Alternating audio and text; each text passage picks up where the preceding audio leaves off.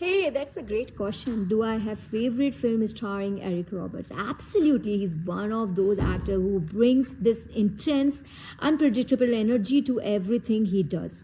One standout for me is Runway Train. That performance is raw, desperate, and powerful. It really shows how fearless he can be as an actor. And honestly, part of what makes Eric Roberts so fascinating is his range. He shows up everywhere, from gritty dramas to cult classic, and somehow always leaves an impression you might not expect it. But he elevates every scene he is in. So yeah, that's my favorite.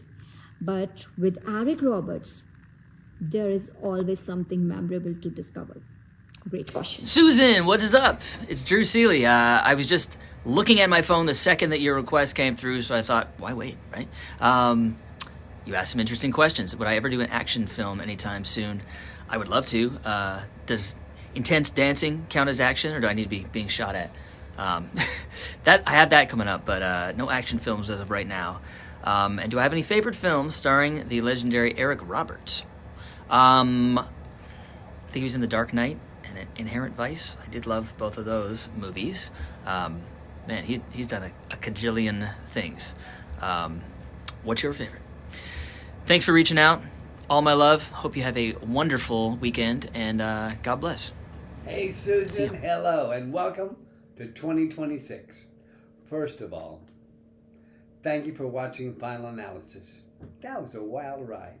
Kim Basinger, Phil Joanna directing, and that psychological tension just humming under the surface. And working in the same era as Richard Gere? Yeah, pretty amazing time in movies. I'm glad you caught Race Against Time, too. Television like that was intense, fast, and very human. Now, your questions. Working with Mariska Hargitay and Catherine Sutherland on Law and Order, right? Yeah. Both absolute pros. Mariska brings real empathy and strength. She's grounded, she's focused, incredibly present, and kind. Big deal. Catherine is sharp, fearless, and smart as a whip, and funny. On those shows, you step in, you do your job, and they make it easy to do your best work. Great energy, great respect. That franchise runs like a well-oiled machine. And my favorite accomplishment from last year, okay, let me think. Honestly, still working, still curious, still telling stories. Every year I'm grateful to keep doing what I love. I get to collaborate with talented people, connecting with audiences who are still discovering the work or rediscovering the work. Probably the best part of my life, though, to be sure and to be honest, are my grandchildren. Yeah. Eliza matched her Christmas outfit to your earrings for the kids to enjoy. Plus, it was a great alphabet lesson. Mwah. And Philadelphia. Good old Philly. I love that city. No concrete plans this minute, but never say never. Philly has soul, history, grit. And it's a good place for storytelling. We're going to try to make it to a Keaton Simons Brett Young concert in Philly in late February this year. Just for Keaton's show in March. I think it's March 1st. He's got a show with Tony Luca at the Bitter End in New York. Susan, thank you for all the thoughtful questions, the kind words, and for taking the time to really watch the work.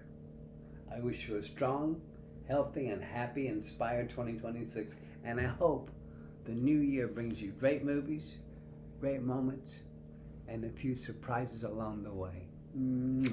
Happy New Year. Peace out. Here come your New Year's balloons. Good morning, Susan, from Cat the Pink Ranger. Thank you so much for your cameo. It's a beautiful Saturday here. As far as Eric Roberts goes, I know he's been in a million films, but the one that stands out the most to me in recent years is him in Dark Knight. I thought he was great as a mob boss, and and playing a villain. So I'm assuming because you asked about him that he's one of your favorite actors. I've never worked with him, but I know he's been in a million things. So that's my answer to your question. Thank you so much for watching Power Rangers, and it's such a 90s iconic, like, pop culture phenomenon that I'm so grateful to be a part of, and I hope that you have a very blessed day. Bye, Susan. Hi, Susan. Derek Roberts here. First of all, let me explain. We have our Christmas tree up because we have 2 granddaughters who demanded stay up. For how long? We don't know yet. It's pink because they wanted pink. That's that explanation.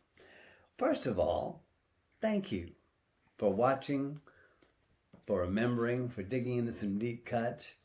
I love that you rediscovered Dark Realm on Tubi and had that reaction of, this is too good, too wild. That makes my day. You've got great taste, by the way. Heaven's Fire, The Alternate, Paul's Case, Miss Lonely Hearts. That's a serious cinephile list. All right, let's get into your questions. About Dark Realm. One of my favorite behind-the-scenes memories is how fearless everybody was. We knew we were making something strange, moody, stylized, not safe. There were nights where we were shooting in locations that already felt haunted before we even rolled the cameras. Very quiet, very intense. Between takes, though, it was the opposite. Lots of laughing, lots of joking. That contrast always sticks with me. Heavy material, light spirits. I love when a project takes risks, and Dark Realm definitely did that. Now, you asked how I knew about your remix of Keaton's Beautiful Pain. Easy answer, people send me things. Fans, friends, family. But I also genuinely pay attention when something creative pops up connected to Keaton's music. And when I saw your clip, I thought, wow, that's cool. That's inventive. That's love. So, thank you for putting the energy into it. Keaton appreciates it, and so do I. All right, favorite pop, R&B song of all time? It's like asking me to pick a favorite child, but I'll try to give you a real answer. Keaton Simons's The Medicine and Prince's Purple Rain. It's emotional, it's cinematic, it builds, it breaks your heart and puts it back together. That song feels like a movie to me. Susan, I just want to say, thank you for being such a thoughtful fan. Thank you for remembering these films. And thank you for supporting independent and genre storytelling. Keep watching, keep creating, keep remixing. Sending you big love and big respect. And I'll see you in the Dark Realm.